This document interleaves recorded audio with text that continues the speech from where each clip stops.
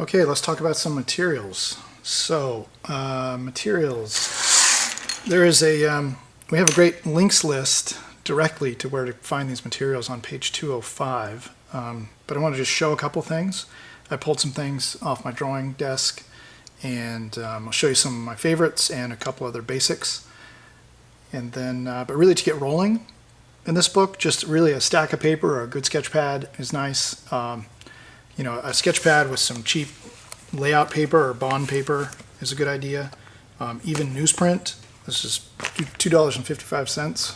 A little newsprint pad, 9 by 12 size, or A4 is a good size to start with.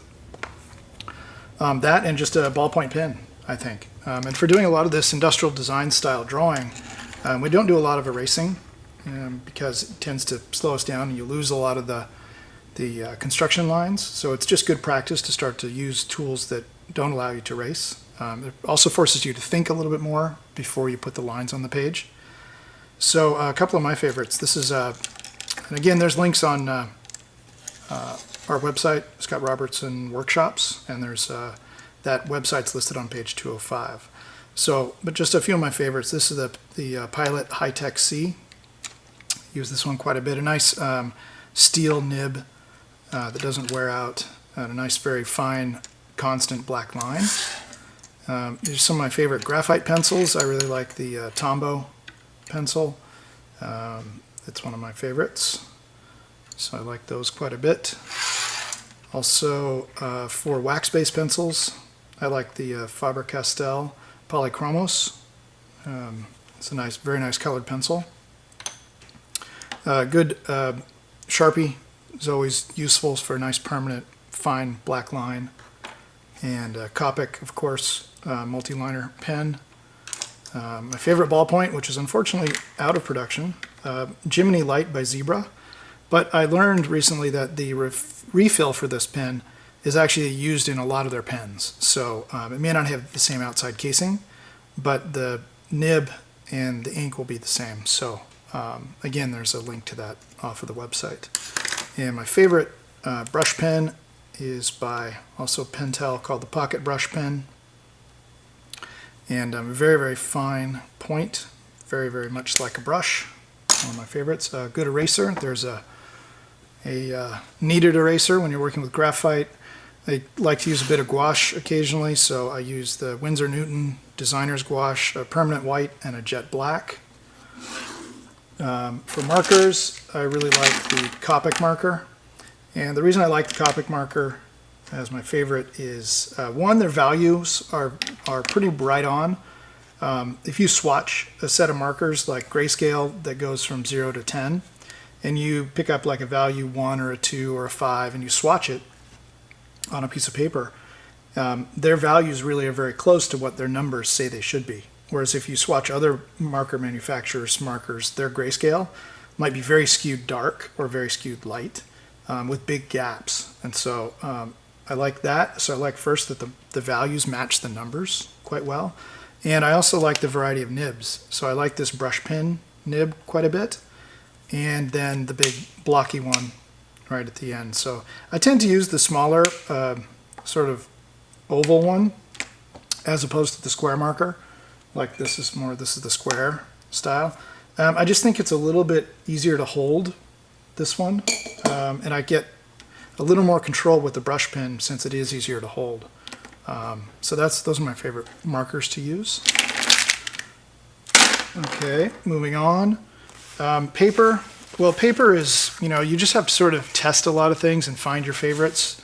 I just grabbed a couple of sketch pads, went over to the local supply store and picked up a couple of things. There's some newsprint, which I'll probably do some demos on during these videos. Some Canson marker paper. Some straight up bond paper. Bond is a little bit heavier than regular layout. So it's like a 20-pound paper. So really, but just test it and, find what you like with your pens, your pencils, and you're just going to have your favorites personally. The key is to just test things and make a little mental note of the ones that you like. Strathmore always makes great paper. Some Seth Cole paper. So you can see there's a huge variety, right? Tracing paper, bond paper, newsprint, recycled newsprint. But the most important thing is also one of my favorites, Borden Riley. There you go, Borden and Riley marker paper.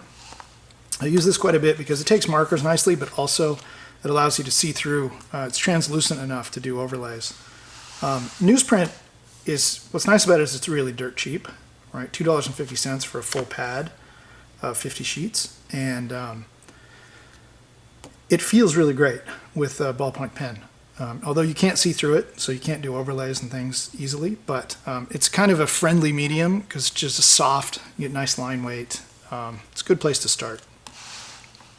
Okay, so, the most important thing I was going to say, the paper thing, is to have a pad, right? That's what's important about having this, is to have a thickness here, so that when you put down nice line quality, you don't have the texture of a table underneath. Like a flat sheet of paper on like a Formica surface like this is going to give you, it's going to have a lot of grain and texture to it. But working in a pad of paper, right, with thickness to it, you'll always get better line quality. All right, one good brush. I have had this Winsor Newton Series 7 brush. So I don't do a lot of painting, but I tend to do, cut lines and highlights and things. This has lasted me over a decade. This is, my glasses on, looks like a number 3 round brush. So I think a 3 or 4 is a good all-around brush for doing cut lines and highlights and things like that. Put that guy away. A couple other specialized tools. Nice to have a brush, so a drafting brush to brush off those erasers should you choose to use them. I do erase quite a bit when I'm using graphite, but that's about it. So anyway, that's nice to have. A Weeble pad is nice to dab your pen on it while you're sketching. So good habit, sketch a line, and then off to the side of your sketch pad or sketchbook, right, in this case. So let's just open up this guy. Let's say I had this sketchbook and I was doing these sketches, and right, if I wanted to keep this line quality nice and light, then I would just, as I'm sketching, then just reach over and touch, right? So that's a Weeble pad. Again, there's a link off our website. Here's the one I use all the time, so you can see it's quite worn, and that's why. Just when I'm thinking about the next line, before I sketch it, then just reach over and touch. And that keeps the ballpoint nib clean, and so it doesn't drop ink and ruin your line quality. So those are nice. It doesn't have to be a Weeble pad you can just use a paper towel, it's fine.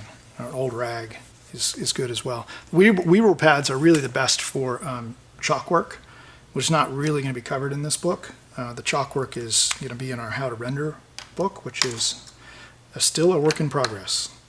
I like this guy. This is a divider that divides things along the golden section.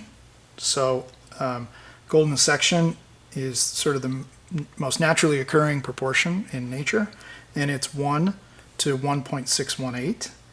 And so if you want to learn more about that, just type in golden proportion into Google, or golden section, things like that. Again, there's a link there. But that's a proportion that it occurs so naturally that if you start to include those proportions in some of your designs, they'll start to feel more natural. So this is a handy divider. If you want to make your own, you can also just jump online and find that, look up golden section divider, and you can just make some out of some cardboard with a couple of pins. This is a equal space divider, and it does what the name says it does, is it just divides a distance into equal spaces. So when you're laying out perspective grids, as you'll see in the book, this is a pretty handy tool to divide a line into equal spaces, and then you can draw out your grid from that. So this one I use off and on, especially when doing more technical line drawings. When you start to do finished line drawings and you have to start drawing curves through points, having a set of sweeps is also a nice thing. Also commonly called ship's curves or French curves. And those are my sweeps. This is a common set of sweeps that you get, actually all the Art Center students usually get these. These are kind of the mini versions of them. Art Center is, I think, the only place I know of to get them, unfortunately. But this is a classic, ship's curves. If you look up ship's curves, you'll find similar curves to these. These are nice accelerating curves, no constant arcs. But French curves, ship's curves, flexible, curves, those are nice to go back in and finish up your final line work and get a really precise curve in your drawing. Protractor is often handy, especially for dividing circles and things. I also like to use from Alvin, this parallel glider. Parallel glider does what it says. It has two wheels here, those little rubber guys, one axle. And when it's very hard, I'm actually pushing on it. It's hard, if you push down on it, it's very hard to get it to twist because these grippy rubber wheels.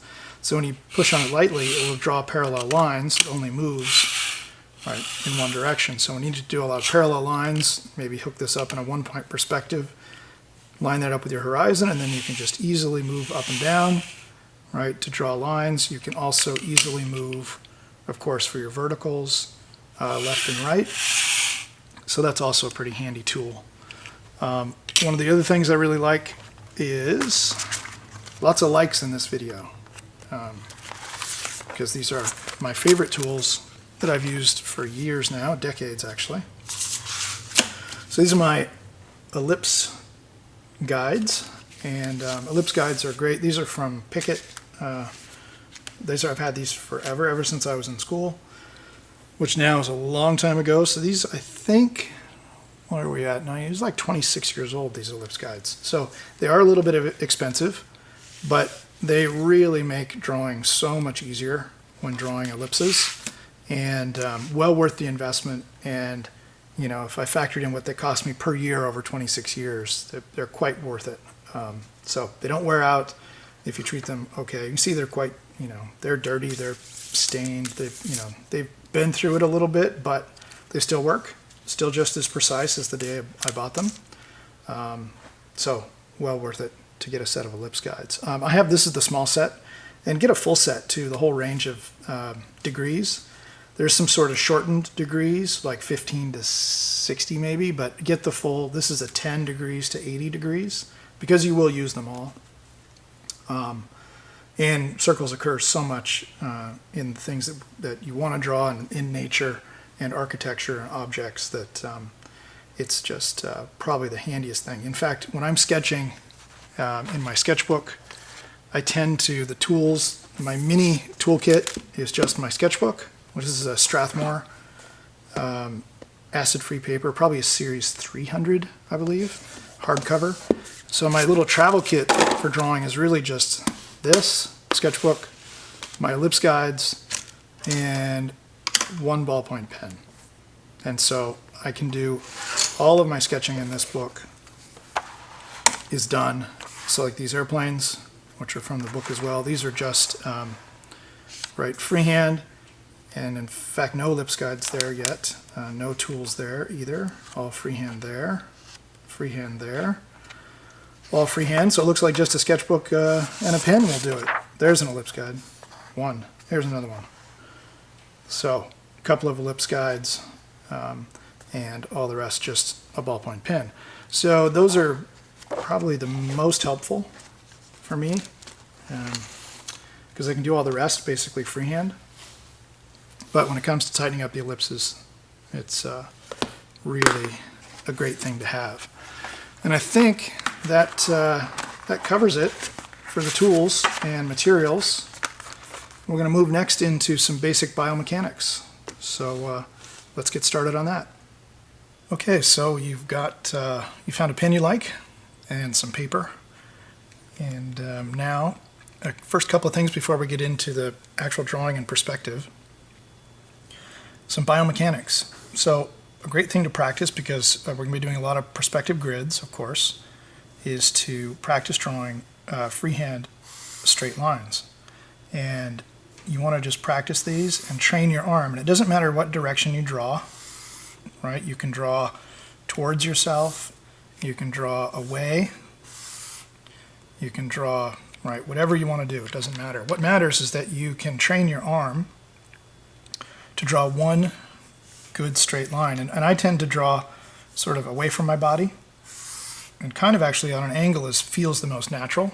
And I use my shoulder right? You see when I drew that line, I didn't try to do like this, right, and use my wrist or my fingers.